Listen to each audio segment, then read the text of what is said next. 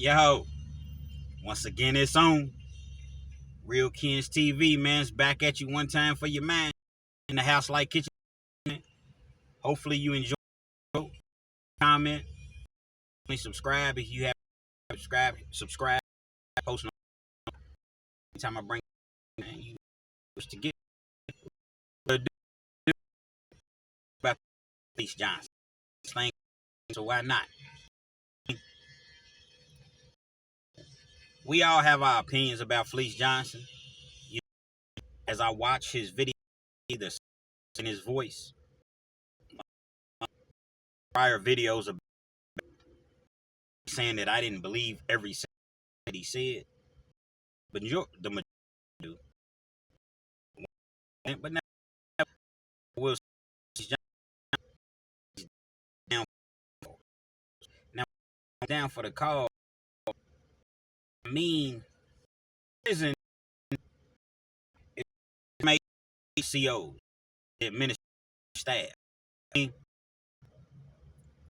that way, it's what it is. You see what I'm saying? So,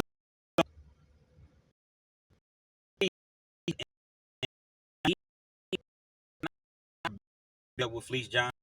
I've never met the man. I've videos just like everybody else.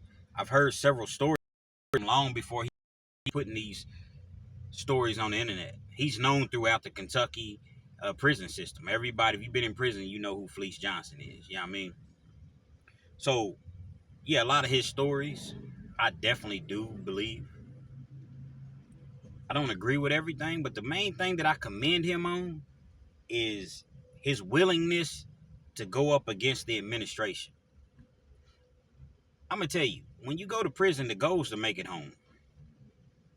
You know, you don't want to be in there doing things to extend your stay, so to speak. And it's real easy to do. And one thing that Fleece said that really, really made sense, and I had to really sit back and think about it. One of the main things, the number one thing that those officers have is a pen. Literally, an ink pen. And they weaponize that ink pen so much because everything is, threatening to write you up. You do this, I'll write you up. You do that, I'll write you up. If you look at me crazy, I'll write you up. I can cuss you out. I can cuss you. I can disrespect you. But the moment that you disrespect me back, guess what? I'm writing you up. Now, a write-up decreases your chances of going home sooner. So they weaponize that pen. And with Fleece Johnson, it seems they couldn't weaponize anything with him. Because as he said, he didn't care about going home. At one point he realized, or he thought rather, I'm never going home anyway. So you're not going to disrespect me. I don't care if you're an inmate. I don't care if you're a nurse. I don't care if you're a correction officer. I don't care if you're the motherfucking warden. You're not going to respect me, disrespect me, man. Throw me in the hole. I did 12 years in the hole. Throw me in the hole. There's nothing that you can do to me. So in a lot of ways, I respect Fleece for that. You know, prison is one of those places to where they'll make you believe that you don't have any rights. You have rights. It's not very many, but technically you do have rights. But it's so easy to say you don't have no rights in prison because it's like they'll try to take the rights away from you. Anytime you have an officer, any officer that disrespects you, I don't care if they use a racial slur against you or whatever, there's a chain of command that you have to follow. So a CO comes up to you, he calls you a racial slur. Well, that same CO, you have to go back and ask him, excuse me, CO, Mr. CO, Mrs. CO, could I get a grievance form from you? They'll hurry up and hand you a grievance form. And guess what they're going to do? They're going to say, man, make sure you spell my name correctly. Because everything has to go through the administration. So when you get a grievance, and you file a grievance form, it starts at the institution. You think they're gonna go against their officer? Nah, they're never gonna go against their officer. Only time they'll go against their officer is when they find out that the officer is helping the inmates. Because now you've crossed, you on the other side. You see what I'm saying? So you can start off filing a grievance. It's never gonna get anywhere.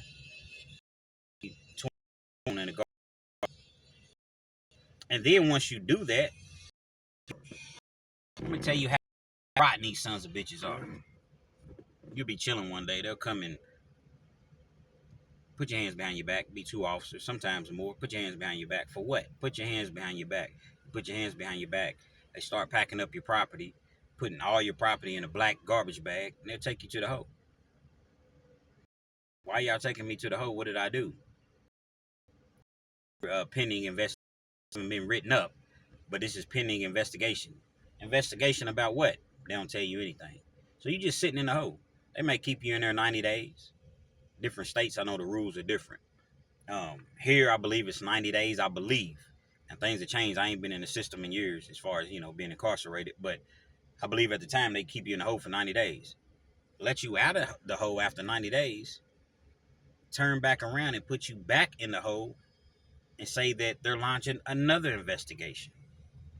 That's how rotten they are, man. So a lot of times when you hear me or other people, Fleece, guys that have been in prison that have a disdain for correction officers, man, there's a reason for it. It's not all of them, but to me it is all of them because, if you see certain things go on there and you know that's not right and you continue to work there, man, you part of the problem, man. It's just what it is. You part of the problem. So you may call yourself a cool correction officer, but you know everything that's going on, man, you part of the problem. And Fleece wasn't hearing that, man. Fleece wasn't hearing none of that shit. So whatever I gotta do is what I gotta do. And y'all seen his stories, man. Some of the things the despicable things that he said that he used to do to other inmates and officers. Hey, man, a weapon is a weapon. This ain't no weapon formed against me shall prosper. I don't know after watching Fleece's stories. You know what I'm saying? But yeah, it's deep. And especially where he was at. He was like in a real prison, like Eddyville. At the time, the 70s and the 80s and early 90s, man, Eddyville wasn't to be played with. Eddyville's still open. I still wouldn't want to go to Eddy. I don't want to go to no prison. But I'm saying I still wouldn't want to go to Eddyville. And right now, there's a whole lot of check-ins. It's not as bad as it once was.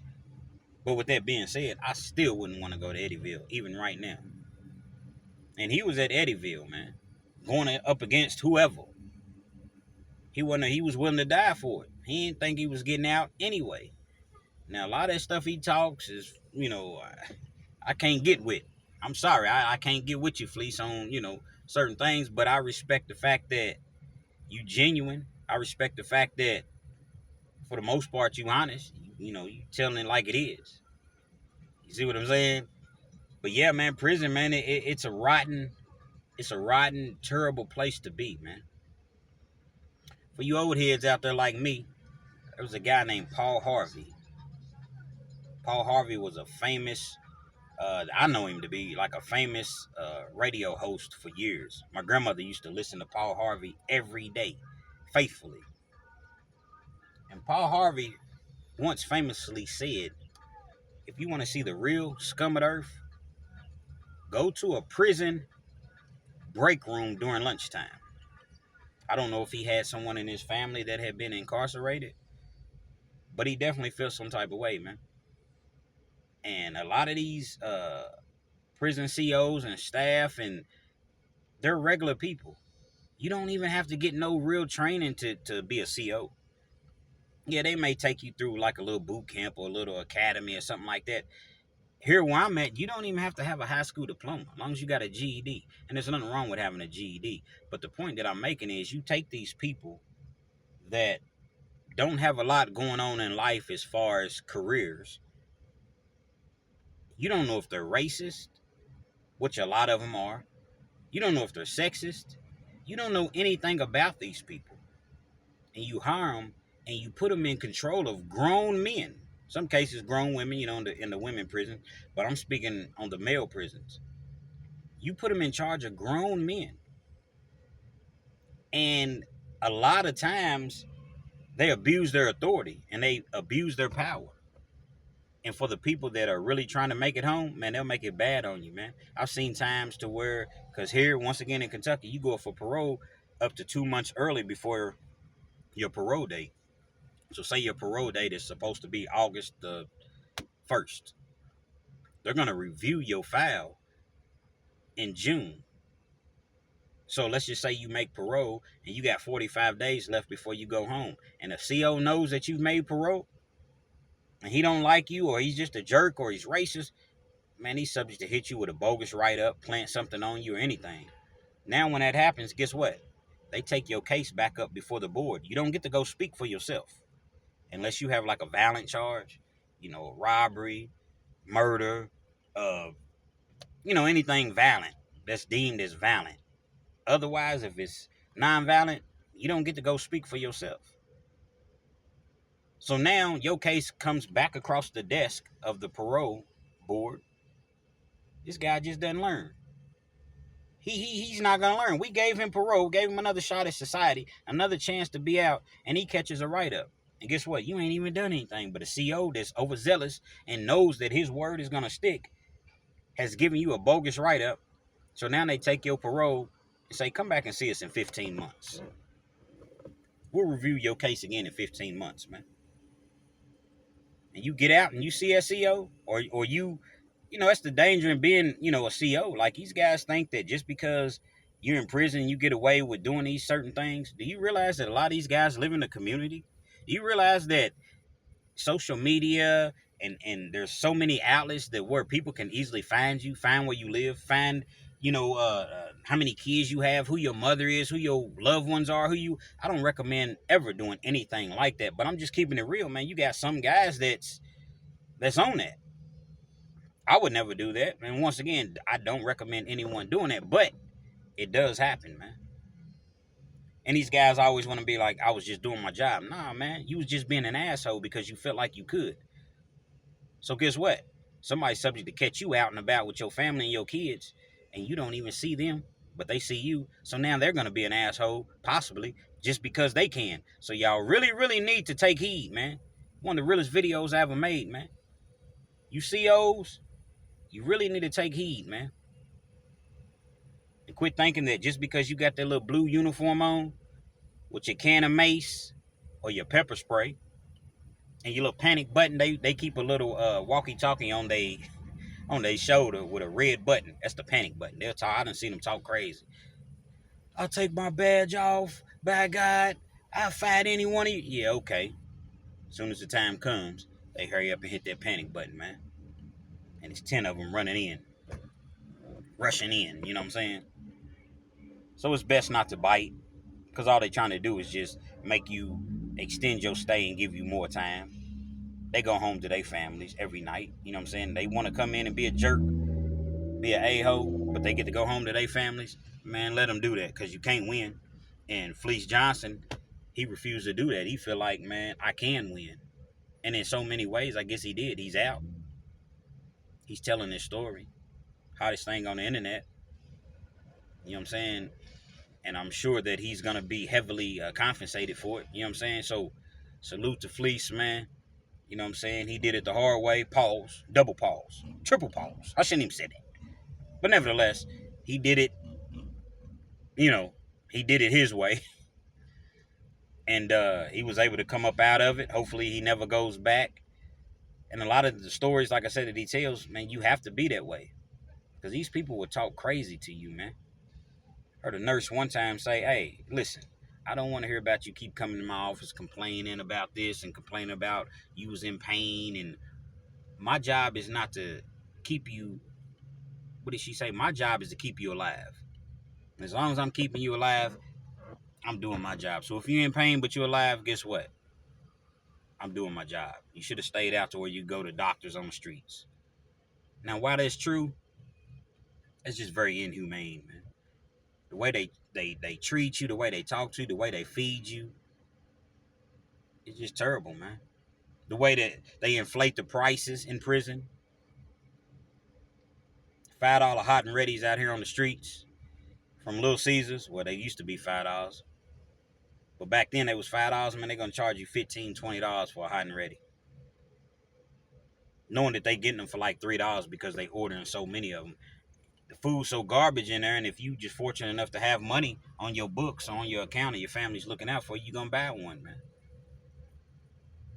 Work you all day, 8, 9 hours. You get your pay once a month. It's $25, $26, man. Stay out of prison, man. Stay out of prison. If you out here on these streets, man, and you contemplating or you doing wrong, man, hopefully this video really sets a tone with you as far as your mentality, because it only gets worse when you go to prison, man. When you out here on the streets, man, figure out a way to go to school, get you a trade, get you 2, 3 jobs. You can DoorDash, Uber, whatever. As long as you ain't got no felonies, man. I mean, you can make it with felonies, but if you don't have any felonies, man, you can really do some major things in life, man. Because once you marked as a felon, man, you forever gonna be a felon, man. Forever. Unless you able to get your record expunged or something like that, uh, you're always gonna be a felon, man. There's so many things that you can't do. Can't vote. Well, actually, I think that you can vote at this point, but you can never legally have a firearm. Anytime you try to get an apartment in your name, man, it's gonna be difficult unless you live, certain parts of town or where they don't care, or private owner, jobs. Just it's terrible, man. But you got to make it do what it do, man. You can't complain about it. Because I'd rather be out here as a felon than be locked up in the penitentiary as a felon. Real Kens TV, man. Hopefully you like this video. Feel free to comment. Definitely subscribe if you're not already a subscriber. Hit that post notification bell anytime I bring you this heat, man. I'm a small channel. I'm trying to grow, but I need y'all to start hitting that post notification so that when I bring this action to you, you're amongst the first to receive it, man. Once again, salute to Fleece Johnson, you know what I mean, and his stories, and letting everybody know what he had to go through, you know what I mean, in prison. And a lot of times, that's what you have to go through, man. Till next time, we out.